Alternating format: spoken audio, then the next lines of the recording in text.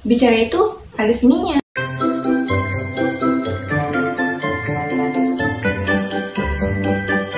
Hai teman-teman, di video ini aku mau bahas sedikit mengenai seni dan gaya berbicara dalam public speaking. Jadi, keterampilan dalam berbicara atau yang bisa kita sebut retorika merupakan kemampuan yang bisa dimiliki seseorang untuk menyampaikan pesan lisan secara efektif sebagai bentuk komunikasi kepada orang lain. Manusia sebagai makhluk sosial pastinya perlu berkomunikasi.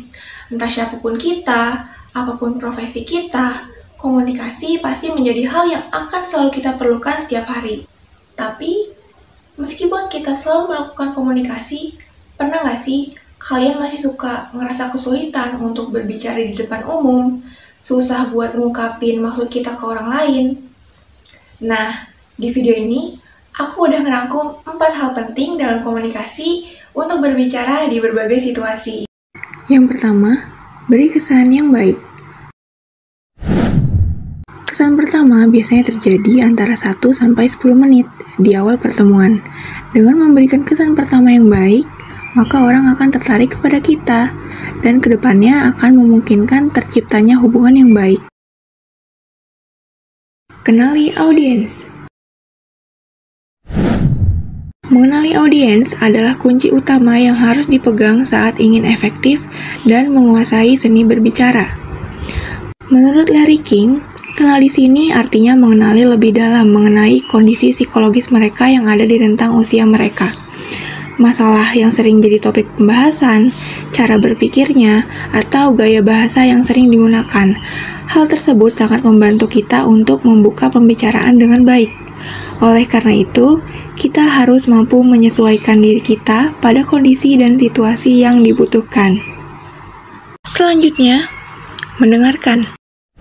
Listen more is the only way. Teknik terpenting dalam komunikasi adalah mendengarkan. Yang namanya berbicara itu selalu dan cenderung dua arah, maka sifatnya bukan performance yang cenderung satu arah. Memang bedanya apa sih? Begini teman-teman, kalau performance itu sifatnya satu arah, harus terlihat perfect atau sempurna, dan motivasinya adalah tepuk tangan dan decak kagum dari audiensnya. Sedangkan percakapan atau conversation adalah sebaliknya. Sifatnya dua arah, motivasinya adalah agar lawan bicara kita paham dengan apa yang kita sampaikan.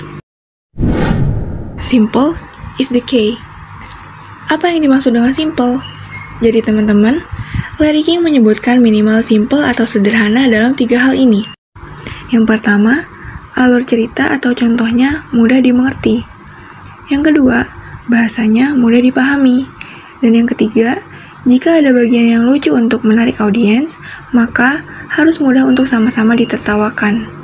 Dengan kata lain, semakin kita bisa membuat presentasi, pidato, atau materi yang ingin kita omongin gampang untuk dimengerti oleh banyak orang, mulai dari penggunaan bahasanya, gestur, atau contoh-contoh yang kita beri, maka apa yang kita sampaikan akan makin teringat dan diingat audiens.